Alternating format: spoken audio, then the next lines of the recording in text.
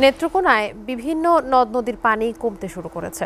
জেলার কংস এবং উপতাখালী নদীর পানি এখনও বিপদসীমার উপর দিয়ে প্রবাহিত হচ্ছে।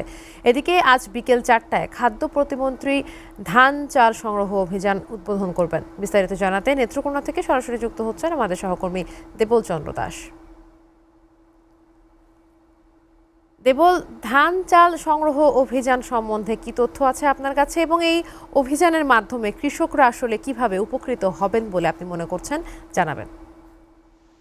আপনি আপনি যেমনটি বলেছেন, আপনি জানেন যে আসলে এই এবারের যে অতিবৃষ্টির কারণে যে আসলে কৃষকের যে ক্ষতি হয়েছে, আসলে ব্যাপক ক্ষতি হয়েছে। এখন পর্যন্ত কিন্তু অনেক ফসলি জমি, পাকা ধান পানির নিচে তলিয়ে আছে, যা কিন্তু এখনো কৃষকরা কাটতে পারছে না।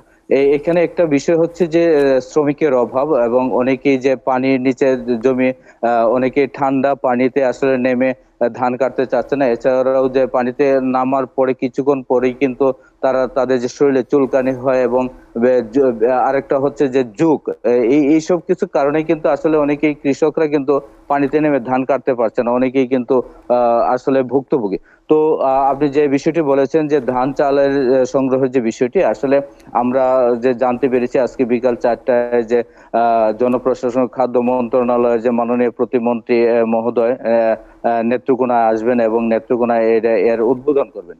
এছাড়াও কিন্তু যে হাওড়া এলাকা যেগুলো রয়েছে, এইগুলাকে বিশেষ করে কিন্তু তারা এটা সংগ্রহ অভিযান উদ্বোধন করছেন। এছাড়াও আরেকটি বিষয় আপনাকে জানিয়ে রাখি, যে চাল সংগ্রহে কিন্তু আরো পরে করার কথা ছিল, কিন্তু এটা কৃষকদের কথা চিন্তা করেই, কৃষকদের উপকারের কথা চিন্তা করে কিন্তু আজকে ধান এবং চাল একই সাথে উদ্বোধন করা হবে।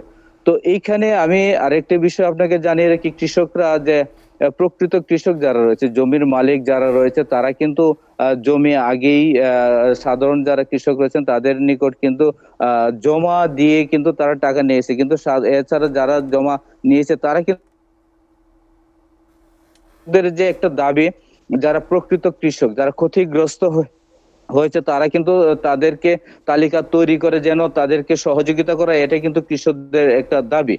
তো সব মিলে কিন্তু এখন পর্যন্ত কিন্তু সবচেয়ে বেশি ক্ষতিগ্রস্ত কৃষকরাই, এবং কৃষকরা যাতে উপকৃত হয় সেই ক্ষেত্রে সরকারের দৃষ্টি আকর্ষণ, এটাই কিন্তু সাধারণ মানুষের একটা দাবি। তো আমার কাছে এই ছিল নেত্রকোনা থেকে সর্বশেষ পরিস্থিতি। দেবল, আপনাকে ধন্যবাদ।